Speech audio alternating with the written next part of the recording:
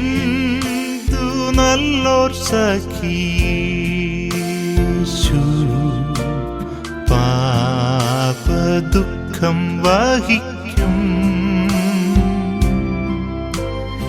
എല്ലാം യേശുവോടു ചെന്നു ചൊല്ലിടുമ്പോൾ താൻ കേൾക്കും. നൊമ്പരമേറെ സഹിച്ചു സമാധാനങ്ങൾ നഷ്ടം. എല്ലാം യേശുവോടു ചെന്നു ചൊല്ലിടായിക നിമിത്തം.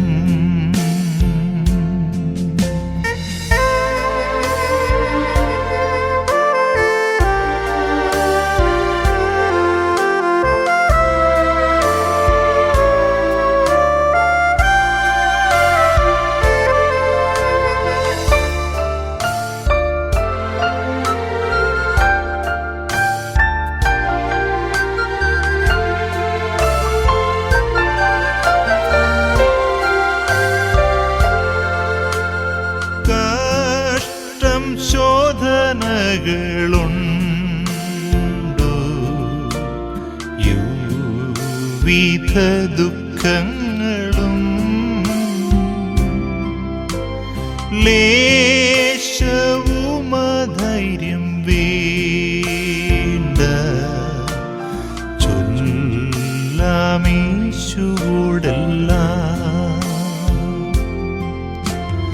ദുഃഖം സർവം വഹിക്കുന്ന മിത്രം മറ്റാരുമുണ്ടോ? ക്ഷീണമെല്ലാം അറിയുന്ന യേശുവോടു ചൊല്ലിടാം.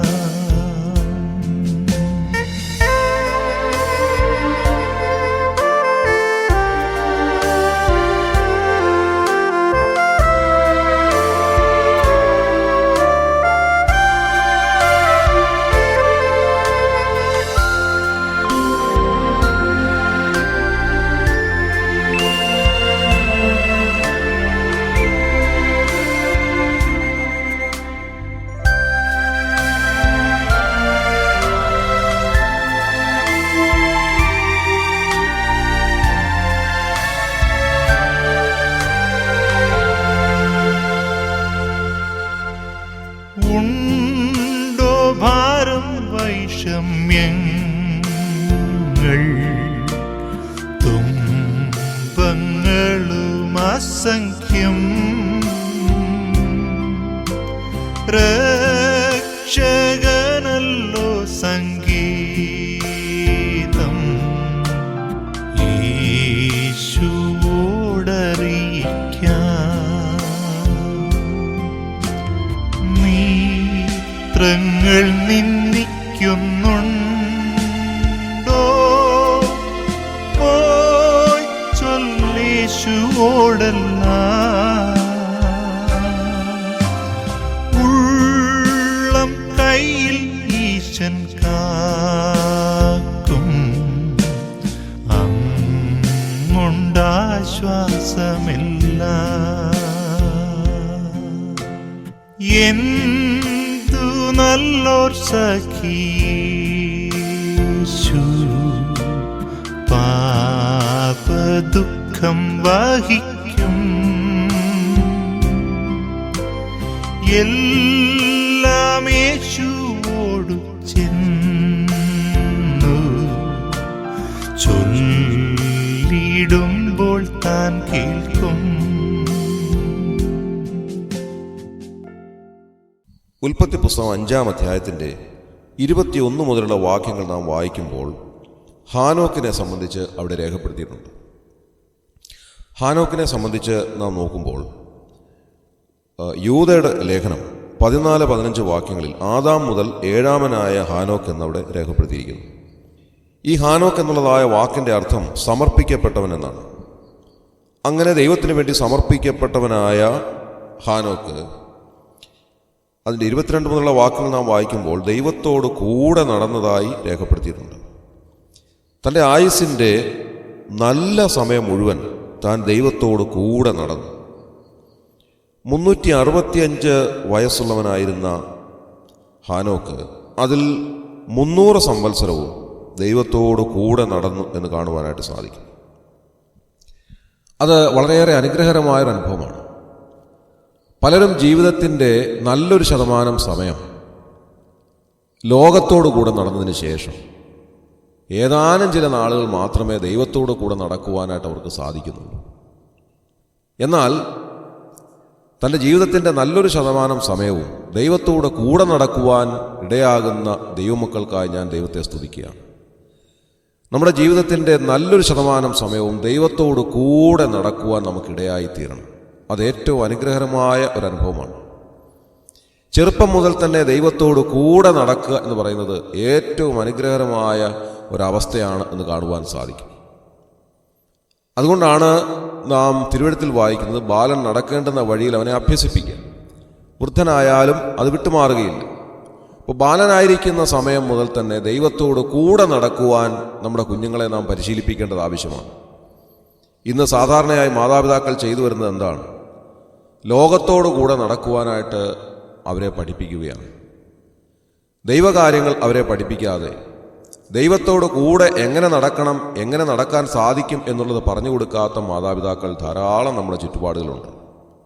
നമ്മുടെ ക്രിസ്തീയ ഭവനങ്ങളിൽ തന്നെ നാം നോക്കുകയാണെങ്കിൽ കുഞ്ഞുങ്ങളെ ദൈവത്തോട് കൂടെ നടക്കുവാനായി നിഷ്ഠയോടെ പഠിപ്പിക്കുന്ന എത്ര മാതാപിതാക്കളുണ്ട് എന്നുള്ളത് നാം ഒന്ന് ചിന്തിക്കേണ്ടത് ആവശ്യമാണ്. പഴയ കാലത്ത്, നമ്മുടെ പിതാക്കന്മാരുടെ കാലത്ത്, അവർ മറ്റുള്ള എന്തിനേക്കാളും ഉപരിയായി മക്കളെ ദൈവത്തോട് കൂടെ നടക്കുവാനായി പഠിപ്പിച്ചിരുന്നു.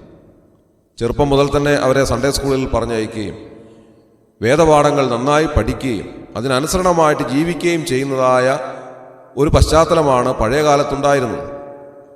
അന്നത്തെ മാതാപിതാക്കൾ അവർ മറ്റുള്ള എന്തിനേക്കാൾ ഉപരിയായി ദൈവത്തെ സ്നേഹിച്ചവരായിരുന്നു. അതുകൊണ്ട് അതിനുശേഷം വന്നതായ തലമുറ ദൈവസന്നിധിയിൽ നിന്ന് വിട്ടുപോകാതെ ദൈവത്തോട് പറ്റുമാനമുള്ളവരായി തീർന്നു, ദൈവത്തോട് കൂടെ നടക്കുന്നവരായിരുന്നു എന്ന് കാണുവാൻ സാധിക്കും.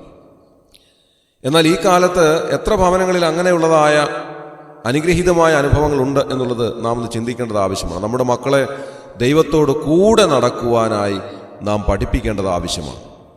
രാവിലെ എഴുന്നേൽക്കുവാനും ദൈവസന്നിധിയിലേക്ക് വന്ന് ദൈവത്തോട് പ്രാർത്ഥിക്കുവാനും ദൈവവചനം വായിക്കുവാനും അതിനനുസരണമായിട്ട് ജീവിക്കുവാനും ഒക്കെയുള്ളതായ പ്രതിബദ്ധതയുണ്ട്. അത് കുട്ടികൾക്കത് പറഞ്ഞു കൊടുക്കുകയും അവരെ ആ നിലയിൽ പഠിപ്പിക്കുകയും ചെയ്യുക എന്നുള്ളത് മാതാപിതാക്കളുടെ ഉത്തരവാദിത്തമാണ് എന്ന് കാണുവാൻ സാധിക്കും. ഹാനോക്ക് ദൈവത്തോട് കൂടെ നടന്നു. തൻ്റെ ജീവിതത്തിൻ്റെ 365 സംവത്സരങ്ങൾ ദൈർഘ്യമുള്ളതായ തൻ്റെ ജീവിതത്തിൻ്റെ 300 സംവത്സരവും ദൈവത്തോട് കൂടെ നടന്നു എന്ന് എഴുതിയിരിക്കുകയാണ്. ഞാൻ ഓർപ്പിച്ചതുപോലെ ഹാനോക്ക് എന്നുള്ള വാക്കിൻ്റെ അർത്ഥം തന്നെ സമർപ്പിക്കപ്പെട്ടവൻ എന്നാണ്. ദൈവത്തിന് വേണ്ടി സമർപ്പിക്കപ്പെട്ടവനായിരുന്നു ഹാനോക്ക്.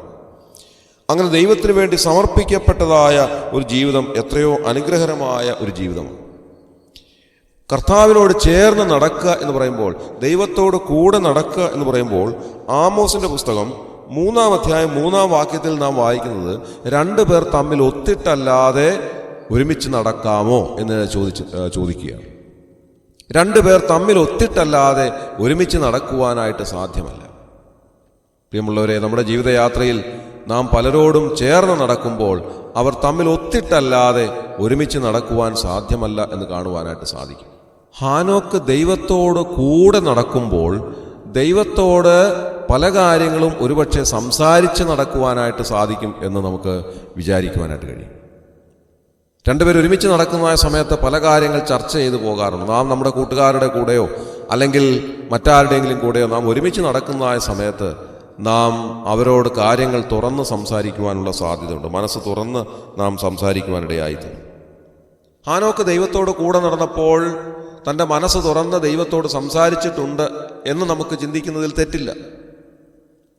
തന്നെയുമല്ല, നാം 25-ാം സങ്കീർത്തനം 14-ാം വാക്യത്തിൽ വായിക്കുന്നത് യഹോവയുടെ സഖിത്വം തൻ്റെ ഭക്തന്മാർക്കുണ്ടാകുമെന്നാണ്. സഖിത്വം എന്ന് പറയുമ്പോൾ ഏറ്റവും നല്ലതായ ഒരു ഫ്രണ്ട്ഷിപ്പ് എന്നാണ് ആ വാക്കിൻ്റെ അർത്ഥം. തൻ്റെ ഭക്തന്മാർക്ക് യഹോവയുടെ സഹിത്വം ഉണ്ടാകുമെന്ന് പറയുമ്പോൾ ഒരു കൂട്ടുകാരനെ പോലെ നമ്മുടെ അരികിൽ വന്ന് നമ്മോട് സംസാരിക്കുന്ന ദൈവത്തെ നമുക്കവിടെ കാണുവാനായിട്ട് സാധിക്കും. ഹാനോക്ക് ദൈവത്തോട് കൂടെ നടന്ന് അവിടുത്തെ സഹിത്വം അനുഭവിച്ച വ്യക്തിയായിരുന്നു എന്ന് നമുക്ക് കരുതുന്നതിൽ തെറ്റില്ല. പ്രിയമുള്ളവരെ, ദൈവത്തോട് കൂടെ നടക്കുവാനും ദൈവത്തോട് സഹിത്വമുണ്ടാകുവാനും ഇടയാകുന്നത് എത്രയോ അനുഗ്രഹകരമായൊരു അനുഭവമാണ്. അങ്ങനെ നടക്കുവാൻ നമുക്ക് സാധിക്കുമോ? ഇന്നത്തെ ദിവസം കർത്താവിനോട് കൂടെ നടക്കുന്ന ഒരു അനുഭവം നമ്മുടെ ജീവിതത്തിൽ ഉണ്ടാകുന്നത് എത്രയോ അനുഗ്രഹമായിരിക്കും. കർത്താവിനോട് അകന്നു നിൽക്കുകയല്ല, കർത്താവിൻ്റെ അരികിലേക്ക് ചെന്ന് കർത്താവിനോട് കൂടെ നടക്കുവാൻ, കർത്താവിനോട് പല കാര്യങ്ങളും ഉള്ളു തുറന്ന് സംസാരിക്കുവാൻ നമുക്കിടയായി തീരണം. നമ്മുടെ സകല കാര്യങ്ങളും അറിയുന്ന കർത്താവിൻ്റെ അരികിലേക്ക് അടുത്ത് ചെന്ന് നമ്മുടെ ഉള്ളു തുറന്നൊന്ന് സംസാരിക്കുവാൻ ഇടയാകുന്നത് തന്നെ നമ്മുടെ ജീവിതത്തിലെ ഏറ്റവും വലിയ അനുഗ്രഹമാണ്. നമുക്കറിയാം, പലരും തങ്ങളുടെ കൂട്ടുകാരോടാണ് തങ്ങളുടെ ഭാരങ്ങളും പ്രയാസങ്ങളും എല്ലാം പങ്കുവയ്ക്കാറുള്ളത്. തങ്ങളുടെ ജീവിത പങ്കാളികളോട് തങ്ങളുടെ ജീവിതത്തിൻ്റെതായിട്ടുള്ള ഭാരങ്ങളും പ്രയാസങ്ങളും ഒക്കെ പങ്കുവയ്ക്കുവാനായിട്ട് സാധിക്കും. അങ്ങനെ നാം ഒന്ന് പങ്കുവെച്ച് കഴിയുമ്പോൾ നമ്മുടെ ജീവിതത്തിൻ്റെ ഭാരങ്ങളും പ്രയാസങ്ങളും ഒക്കെ ഒന്ന് കുറഞ്ഞു കിട്ടും, ലഘൂകരിക്കപ്പെടും. പ്രിയമുള്ളവരെ, നമ്മുടെ കർത്താവിനോട് നമ്മുടെ ആവശ്യങ്ങളൊക്കെ ഒന്ന് ഹൃദയം തുറന്ന് സംസാരിക്കുവാൻ സാധിക്കുന്നുവെങ്കിൽ നാം എത്രയോ ധന്യരായി തീർന്നു. നമ്മുടെ ആവശ്യങ്ങളെ അറിയുന്നവനായ ദൈവം നാം പറയുന്ന വാക്കുകളെ കേൾക്കുമ്പോൾ തീർച്ചയായും നമുക്ക് വേണ്ടി സഹായങ്ങൾ അയക്കുന്നവനാണ്, സ്വർഗീയമായ സഹായം നമുക്ക് നൽകുന്നവനാണ് എന്ന് കാണുവാനായിട്ട് കഴിയും. ഇന്ന് രാവിലെ മുതൽ നമുക്ക് ദൈവത്തോട് ചേർന്ന് നടക്കാം. ഇന്നത്തെ ദിവസം നമുക്ക് കർത്താവിനോട് ഉള്ളു തുറന്ന് സംസാരിക്കാം. അങ്ങനെ ചേർന്ന് ഒരുമിച്ച് നടക്കുമ്പോൾ അത് വലിയൊരു അനുഗ്രഹത്തിന് മുഖാന്തരമായി തീരുകയാണ്. നമ്മുടെ ആവശ്യങ്ങളൊക്കെ സ്തോത്രത്തോടെ കർത്താവിനോട് പറയാം. കൂട്ടുകാർ സംസാരിക്കുന്നത് പോലെ കർത്താവിനോട് ചേർന്ന് നടക്കാം. ഹൃദയം തുറന്ന് കർത്താവിനോട് ഇടപെടാം. ഇന്നത്തെ ദിവസം കർത്താവിനോട് ചേർന്ന് നടക്കുന്ന അനുഗ്രഹത്തിൻ്റെ ഒരു അനുഭവമായിട്ട് തീരുവാൻ കർത്താവ് നമ്മെ സഹായിക്കട്ടെ. നാളിതുവരെ നാം അനുഭവിക്കാത്തതായ ഒരനുഗ്രഹവും സമാധാനവും സന്തോഷവും നമ്മുടെ ജീവിതത്തിന് ഇന്നത്തെ ദിവസം ലഭിക്കുവാൻ ഇടയായിത്തീരട്ടെ. കർത്താവിനോട് ചേർന്ന് നടക്കുന്നതിലൂടെ നമുക്ക് ലഭിക്കുന്നതായ ആത്മീയവും ഭൗതികവുമായ നന്മകൾ കണ്ട് സന്തോഷിപ്പാൻ കർത്താവ് നമ്മെ സഹായിക്കട്ടെ. കർത്താവിനോട് ചേർന്ന് നടക്കുമ്പോൾ നമ്മുടെ ഹൃദയത്തിലെ ആഗ്രഹങ്ങളും ആവശ്യങ്ങളും നമ്മുടെ കുടുംബത്തിൻ്റെതായ ആവശ്യങ്ങളും കുഞ്ഞുങ്ങളുടെ ആവശ്യങ്ങളും ഞങ്ങളുടെ ഭാരങ്ങളും പ്രയാസങ്ങളും ജോലിക്കാര്യങ്ങളും എല്ലാം കർത്താവിനോട് സംസാരിക്കുവാൻ കർത്താവ് ഇടയാക്കി തീരട്ടെ. ഇന്നത്തെ ദിവസം നിങ്ങൾ തനിയെ ആയിരിക്കുന്ന സമയത്ത് നിങ്ങളുടെ ഹൃദയത്തിലൊന്ന് ചിന്തിക്കുക, കർത്താവിനോട് ചേർന്ന് ഞാൻ നടക്കുകയാണ്, എൻ്റെ ആവശ്യങ്ങൾ ഞാൻ കർത്താവിനോട് പറയുകയാണ്. ഇന്നത്തെ ദിവസം കർത്താവിൻ്റെ സഹിത്വം എനിക്ക് അനുഭവിക്കുവാൻ ഇടയായി തീരണം. ഇന്നത്തെ ദിവസം കർത്താവ് എനിക്ക് വേണ്ടി അത്ഭുതങ്ങൾ ചെയ്യുന്ന, എന്നെ സഹായിക്കുന്ന, സ്വർഗീയമായ സഹായം അയക്കുന്ന അനുഗ്രഹത്തിൻ്റെ ദിവസമായി മാറണം എന്ന് ഹൃദയത്തിൽ തീരുമാനമെടുത്ത് ഇന്നത്തെ ദിവസം കർത്താവിനോട് ചേർന്ന് നടക്കുവാനായിട്ട് നമുക്ക് സാധിക്കുമോ? അങ്ങനെയാണെങ്കിൽ നാം എത്രയോ അനുഗ്രഹിക്കപ്പെട്ടവരായി. നാം സങ്കീർത്തനത്തിൽ വായിക്കുകയാണ്, നിന്റെ സന്നിധിയിൽ കഴിക്കുന്ന ഒരു ദിവസം വേറെ 1000 ദിവസങ്ങളെക്കാൾ ഉത്തമമാകുന്നു എന്നെഴുതിയിരിക്കുന്നത് പോലെ നമ്മുടെ ജീവിതത്തിലെ വേറെ 1000 ദിവസങ്ങളെക്കാൾ ഉത്തമമായ ഒരു ദിവസമായി ഇന്നത്തെ ദിവസം മാറുവാൻ കർത്താവ് നമ്മെ സഹായിക്കട്ടെ. ഹാനോക്ക് നടന്നതുപോലെ കർത്താവിനോട് കൂടെ നടക്കുവാൻ, ഹൃദയം തുറന്ന് സംസാരിപ്പാൻ, നാം വായിക്കുന്നത് പോലെ യഹോവയുടെ സഹിത്വം അനുഭവിക്കുവാൻ കർത്താവ് ഇന്ന് നമ്മെ സഹായിക്കട്ടെ. നമ്മുടെ കണ്ണുകളെ അടയ്ക്കാം, നമുക്ക് പ്രാർത്ഥിക്കാം. ക്രിസ്തുയേശുവിലൂടെ അതിവാത്സല്യമായി ഞങ്ങളെ സ്നേഹിക്കുന്ന സ്വർഗീയ പിതാവാം നല്ല ദൈവമേ, അനുഗ്രഹകരമായ ഈ പ്രഭാതത്തിനായി ഞങ്ങൾ നന്ദിയോടെ സ്തോത്രം ചെയ്യുന്നു. ഞങ്ങൾ വായിക്കുന്നത് പോലെ കർത്താവെ, അവിടുത്തെ സഹിത്വം തൻ്റെ ഭക്തന്മാർക്കുണ്ടാകും എഴുതിയിരിക്കുന്നത് പോലെ ഇന്നത്തെ ദിവസം കർത്താവെ, അവിടുത്തെ സഹിത്വം അനുഭവിക്കുവാൻ ഞങ്ങളെ അനുവദിക്കണമേ എന്ന് പ്രാർത്ഥിക്കുന്നു. ഹാനോക്ക് നടന്നതുപോലെ അവിടുത്തെയോട് കൂടെ നടക്കുവാൻ ഞങ്ങളെ അനുവദിക്കണമേ കർത്താവെ. ഞങ്ങളുടെ ആവശ്യങ്ങളും ആഗ്രഹങ്ങളും ഒക്കെ അവിടുത്തെ സന്നിധിയിൽ മനസ്സ് തുറന്ന് പറയുവാൻ ഞങ്ങളെ അനുവദിക്കണമേ എന്ന് പ്രാർത്ഥിക്കുന്നു. കർത്താവെ, ഞങ്ങൾ ആമോസിൻ്റെ പുസ്തകത്തിൽ വായിച്ചതുപോലെ രണ്ടുപേർ തമ്മിൽ ഒത്തിട്ടല്ലാതെ ഒരുമിച്ച് നടക്കാമോ എന്ന് എഴുതിയിരിക്കുന്നത് പോലെ കർത്താവെ, ഞങ്ങൾ ദൈവവുമായി ഒത്തുചേർന്ന് ഒരുമിച്ച് നടക്കുവാൻ ഞങ്ങളെ ഇടയാക്കണമേ എന്ന് പ്രാർത്ഥിക്കുന്നു. ഞങ്ങളുടെ ജീവിതത്തിലെ എല്ലാ കാര്യങ്ങളും അവിടുത്തെ മുൻപാകെ സമർപ്പിക്കുന്നു. എല്ലാം അറിയുന്ന അവിടുത്തെ മുൻപാകെ സമസ്ത കാര്യങ്ങളും ഞങ്ങൾ സമർപ്പിക്കുകയാണ്. ഞങ്ങളുടെ കുറവുകളും കുറ്റങ്ങളും ബലഹീനതകളും ഒക്കെ അറിയുന്ന കർത്താവെ, അതെല്ലാം പുത്രനിലൂടെ ക്ഷമിച്ച് ഞങ്ങളെ അനുഗ്രഹിച്ച് ഞങ്ങളെ മക്കളാക്കി തീർത്ത് ഞങ്ങളുടെ ആവശ്യങ്ങൾ അറിഞ്ഞ് തക്ക സമയത്ത് വഴിയും വാതിലും ഒക്കെ തുറന്നു തന്ന് ഞങ്ങളെ അനുഗ്രഹിക്കുന്ന അവിടുത്തെ മുൻപാകെ അടുത്ത് വന്ന് അവിടുത്തോട് ചേർന്ന് നടക്കുവാൻ, ഞങ്ങളെ ഹൃദയം തുറന്ന് അവിടുത്തോട് ഇടപെടുവാൻ ഞങ്ങളെ അനുവദിക്കണമേ എന്ന് ഞങ്ങൾ ഇന്ന് രാവിലെ അപേക്ഷിക്കും. അവിടുന്ന് അങ്ങനെ ചെയ്തിരിക്കാൻ ഞങ്ങൾ നന്ദിയോടെ സ്തോത്രം ചെയ്യും. ഞങ്ങളെ അനുഗ്രഹിച്ചതിനായി സ്തോത്രം. ഈ ശുശ്രൂഷയിൽ സംബന്ധിക്കുന്ന എല്ലാവരെയും അവിടുന്ന് അനുഗ്രഹിച്ചാട്ടെ. അവരുടെ ആവശ്യങ്ങൾ അവിടുന്ന് കൂടുതലും സഹായിച്ചാട്ടെ. ആ കർത്താവെ, അവിടുത്തോട് ചേർന്ന് നടക്കുവാൻ അവരെ അനുവദിച്ചാട്ടെ. ഞങ്ങളുടെ പ്രാർത്ഥന കേട്ടതിനായി സ്തോത്രം. ഞങ്ങളുടെ കർത്താവ് രക്ഷിതാവുമായ യേശു ക്രിസ്തുവിൻ്റെ വിലയേറിയ നാമത്തിൽ താഴ്മയായി ചോദിക്കുന്നു. കൃപയുണ്ടായി കേൾക്കുമാറാകണമേ സ്വർഗീയ നല്ല പിതാവേ. ആമേൻ.